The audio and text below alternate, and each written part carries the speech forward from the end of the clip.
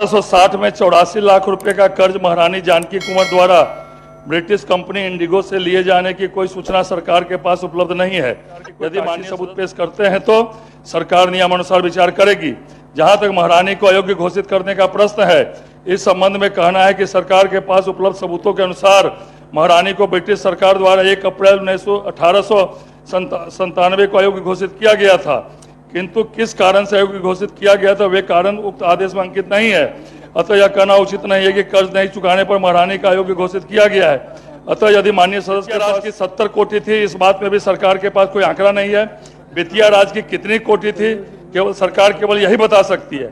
और इस समय वित्तीय राज के पास कितनी जमीन, कितने भवन तथा कितने मंदिर इत्यादि हैं, यदि माननीय चाहे तो वर्तमान समय में संपत्ति की विवरणी मैं प्रस्तुत कर सकता हूं।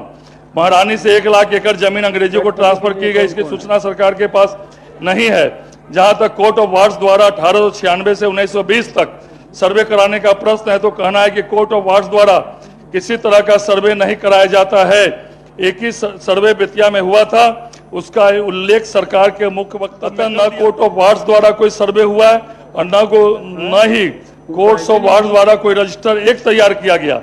दिनांक 1/1/1920 से दिनांक 1/1/1946 के आंकड़े के अनुसार जमाबंदी कायम करने का कोई साक्ष्य सरकार को उपलब्ध नहीं है। सरकार के अनुसार बेतिया राज की कुल भूमि की सूचना सरकारी वक्तव्य में पूर्व में ही दी जा चुकी है।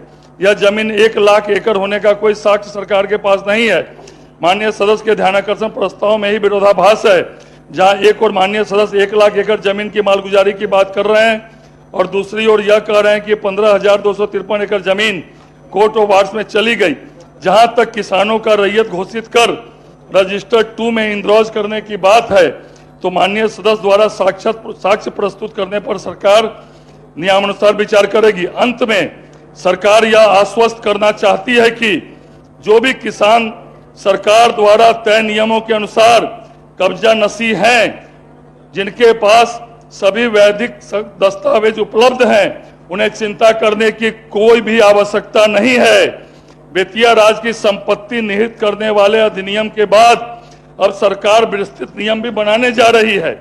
उसमें इस बात का भी पूर्ण ध्यान रखा गया है कि यदि कोई व्यक्ति किसी सरकारी आदेश से प्रभावित है तो उसकी सुनवाई के लिए पर्याप्त व्यवस्था के प्रावधान नियमावली में रखे जाएंगे।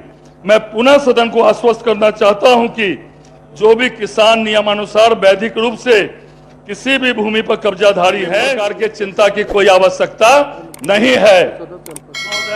अब इस पर कोई चर्चा नहीं होगी। बहुत ठीक है सर।